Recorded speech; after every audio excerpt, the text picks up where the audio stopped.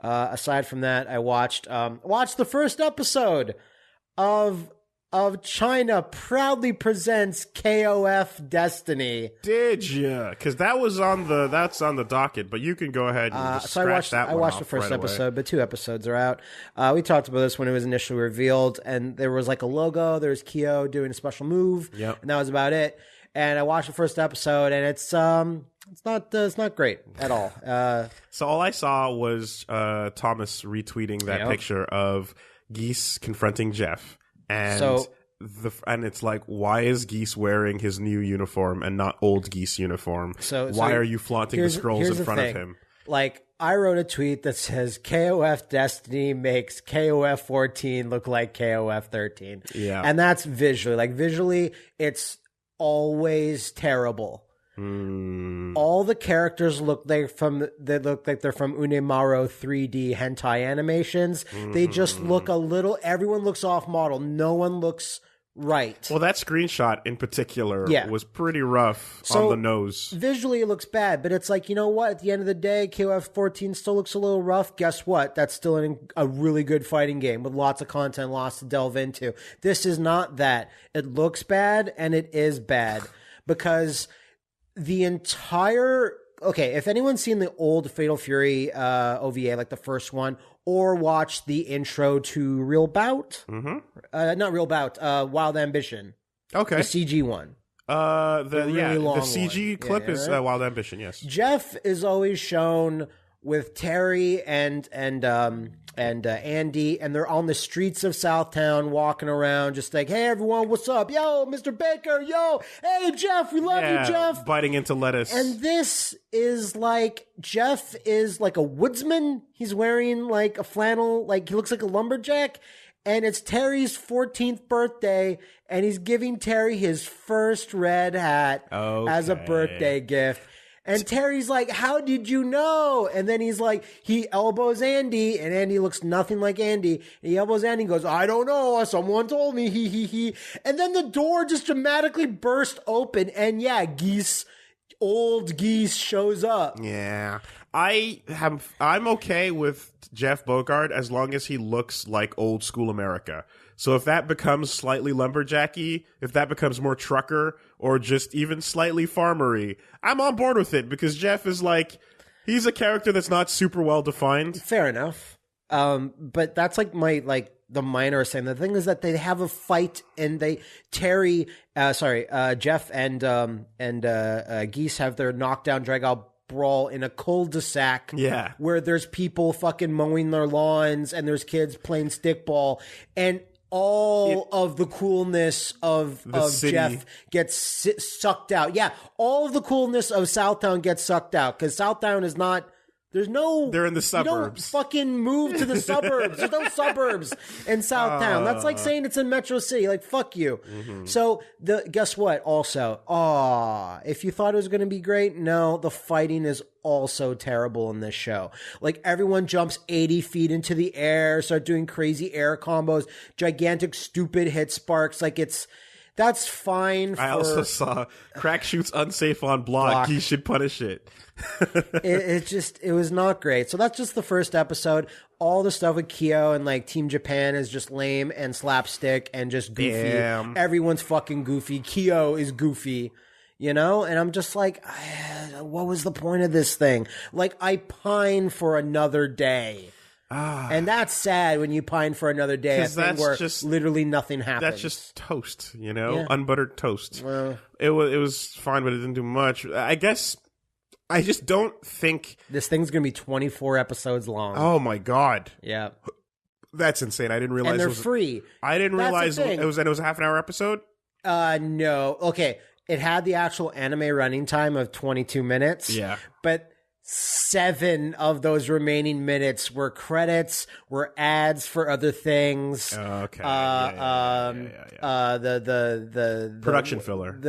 It was like the actual episode might have been like 16 minutes or something. Because I just don't think anyone over at SNK right now has those like storyline chops, I think, to really direct a full show. And then that means they're getting someone else on board to do it. And that's so weird. I feel like you have to hand it over to someone like experience. Has experience with like knows what- narrative, like a 24 episode narrative. Like I don't know who's making it, but like it's the animation is produced in China. But also, fighting game storyline, you're going to be struggling the whole time anyway. What's weird is that it seems to be some pseudo reboot.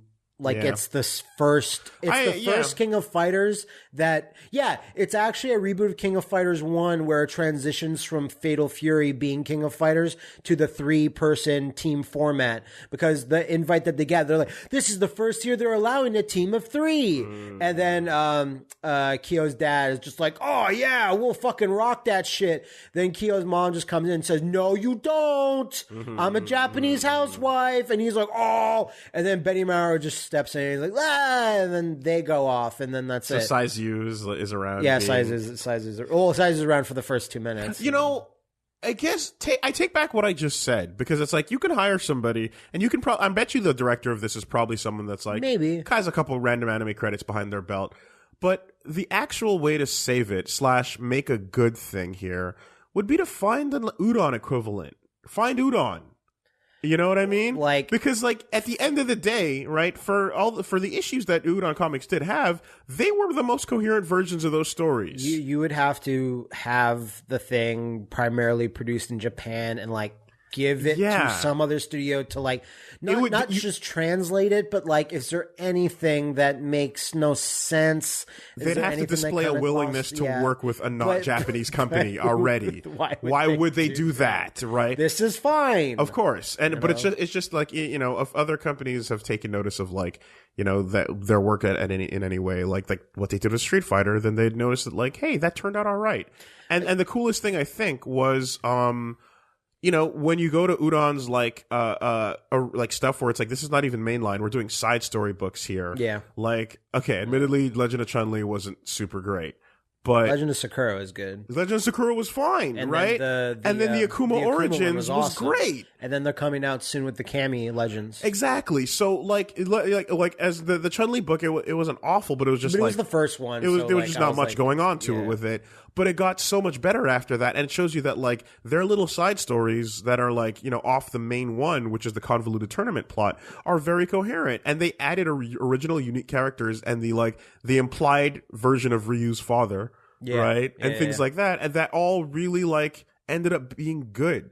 So like I have faith in them to come up with a decent storyline for a convoluted story. I wish Capcom would actually ask Udon to like write a little Street Fighter animated project, like a 6-episode thingy, instead of like blessing that live action thing that was on Machinima years ago, which was okay for what it was, but it's not what I wanted. I mean, I still think we're a long way from ever getting to Udon officially working on the games in any way. I think that's they did in terms of like making some endings here and there for like Capcom Fighting Jam and shit like that. Yeah, that's true. You're right. They did those. That's as far as it went. Yeah. But I guess like the idea that like they're doing. What am I talking about? They did HD Remix. They did all of the art. But what I mean is like writing. Story. Yeah. You know, because like I said, they're making more sense than a lot of the current official stuff is. You know, and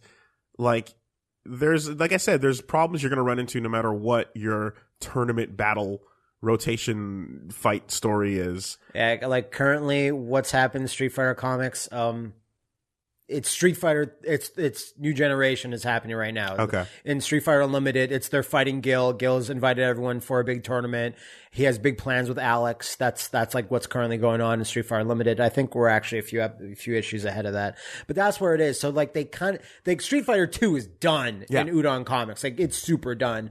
What's confusing is that they already did 4. Before 3. Well, because they had to catch up with the game release. Exactly. You know, and so every time a new product was coming out, they'd be like, let's jump forward to this point. Because they didn't want to jump to 5 and then like 3 is the only story that they don't tell. So I'm sure in the future 5 will still be like, you know, relevant and they'll do a comic for that. The fact that 5 ties itself to 3 allows them to finally explore that. Maybe that's why they did it that way.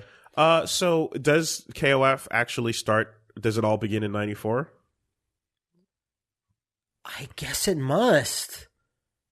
Because, I mean, I guess it must. If this is where they go, hey, this is the first KOF they allow 3 people. Is it? Oh, the first episode does not even show who. Are there invitations? Yes, everyone's getting fancy invites, but it has not shown who's giving them. Okay. No idea who the big bad is here. Okay. What kind of shirt is Betty Maru wearing? That's how we can tell. He's wearing the black. It's always black. Black shirt with no sleeves and has one like nipple slit in the middle, like a slash. Okay, because if you that tells you what. Because if Betty Maru's got like the bra strap going over one side, okay, all right. I'm pretty sure. Fair enough. But like I said, it's like some characters just look different. Like Terry has a different costume on. Okay, like Fatal Fury 1.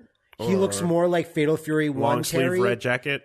Like white sleeves down to like his elbows, and then the red jacket starts. So he looks like Fatal Fury 1 Terry, but this is KOF 94. Yeah.